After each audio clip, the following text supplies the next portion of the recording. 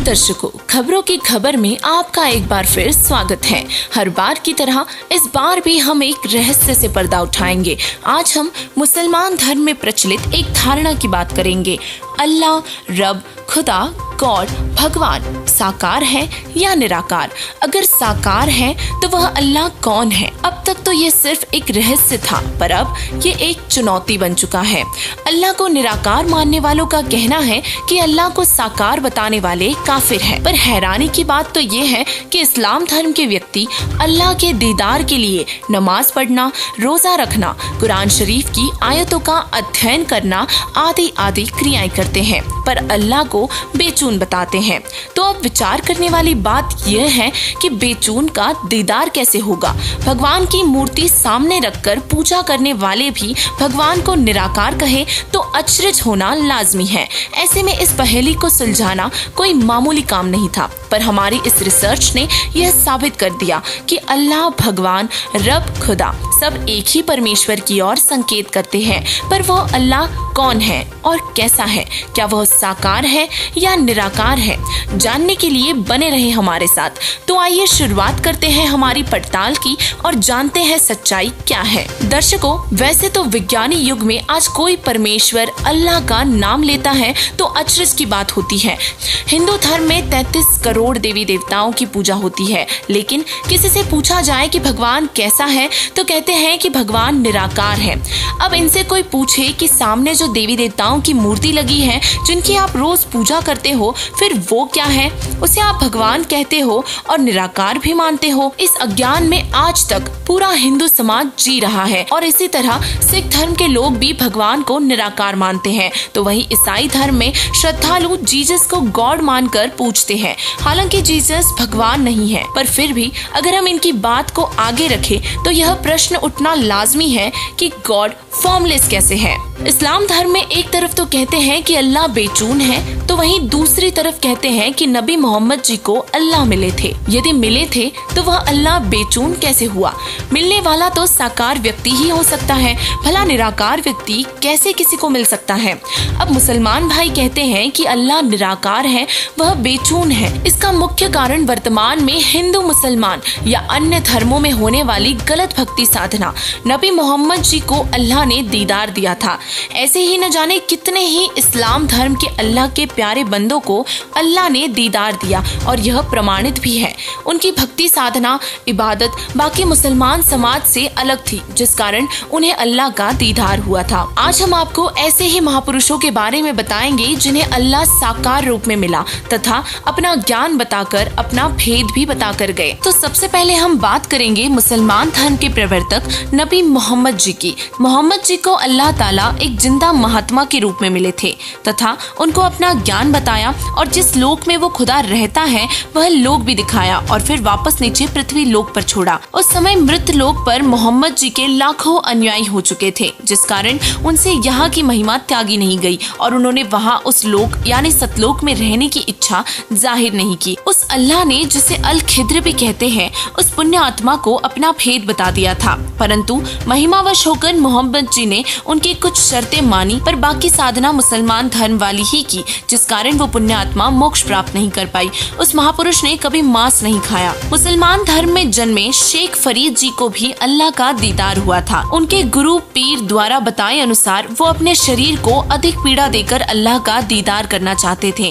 वे सारा दिन कुएं में उल्टे लटक कर कठिन साधना किया करते थे। खाना पीना बहुत ही कम कर दिया था, जिससे उनका शरीर सूख चुका था। एक दिन जब फरीद जी साधना कर रहे थे तब अल्लाह एक जिंदा बाबा का रूप बनाकर शेख फरीद जी से मिले और उनसे पूछा कि आप इस कुएं में क्या कर रहे हो? तो शेख जी ने बताया कि मैं अल्लाह के दीदार करने के लिए कठिन साधना तथा तप कर रहा हूँ। फिर परमेश्वर ने पूछा कि अल्लाह कैसा होता है? तब फरीद जी ने कहा कि अल्लाह तो बेचून है। फिर परमेश्वर ने उन्हें समझाया कि आप अल्लाह को बेचून मानते हैं और आप कह रहे हो कि अल्लाह का दीदार करना है, तो ये कैसे मुमकिन हो सकता है? तब परमेश्वर जी ने कहा कि मैं ही अल्लाह अकबर हूँ, मेरा नाम कबीर है। शेख फरीद जी ने परमेश्वर को अल्लाह का रसूल जानकर उनकी बात मान ली और हठयोग त्याग कर सही साधना की। फिर उन्हें यकीन हो गया कि यही अल्लाह है, जिसका फलस्वरूप उनका मोक्ष हुआ। दिल्ली के सम्राट बादशाह सिकंदर लोधी परमेश्वर कबीर जी के समकालीन थे।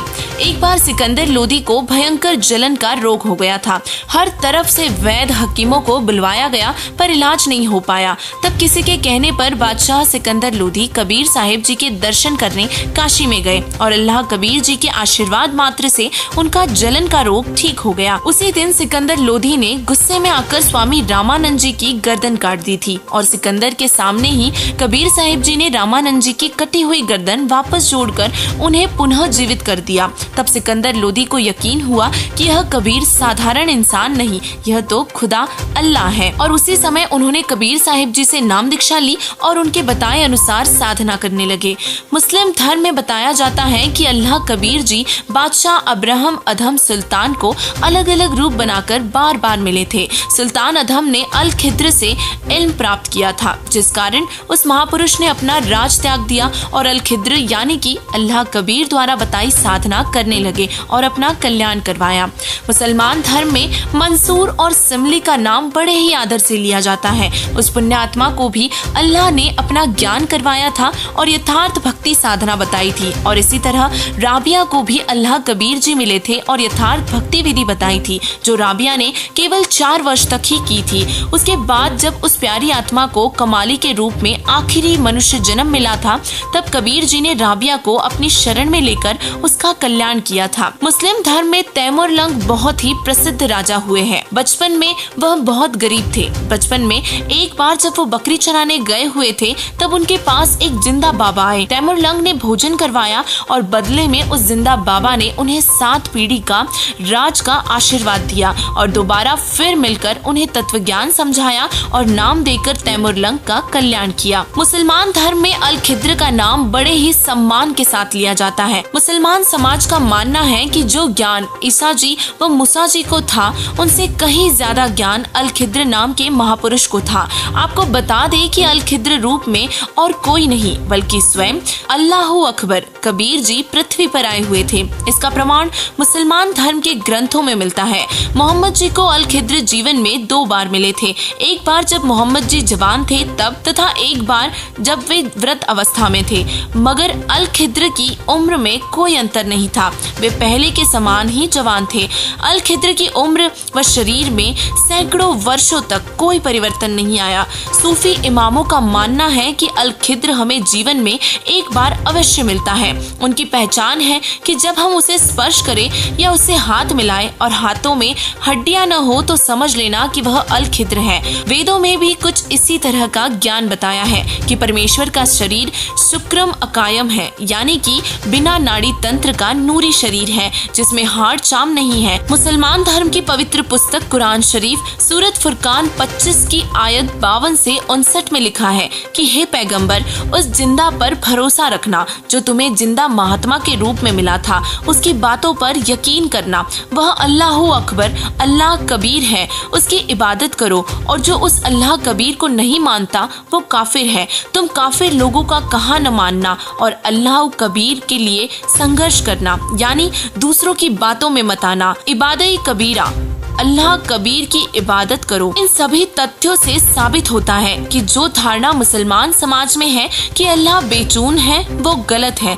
हमारे इस पड़ताल से जाहिर होता है कि अल्लाह ताला साकार है और उसका नाम कबीर है। वो अल्लाह रहमान है और हमारे गुनाहों से काफी खबरदार है। कुरान शरीफ का ज्ञानदाता कहता है कि उस अल्लाह की जानकारी तो कोई बाखबर यानी इल्म वाला ही बता सकता है, उससे पूछो। वर्तमान में उस अल्लाह अकबर की वास्तविक जानकारी बाखबर संत रामपाल जी महाराज जी के अतिरिक्त कोई नहीं जानता, क्योंकि आज विश्व में एकमात्र इल्म वाले तत्वदर्शी संत रामपाल जी महाराज जी ही है। उम्मीद है कि यह जानकारी आपको पसंद आएगी। फिर मिलते हैं अगले रहस्य के साथ, तब तक के लिए नमस्कार।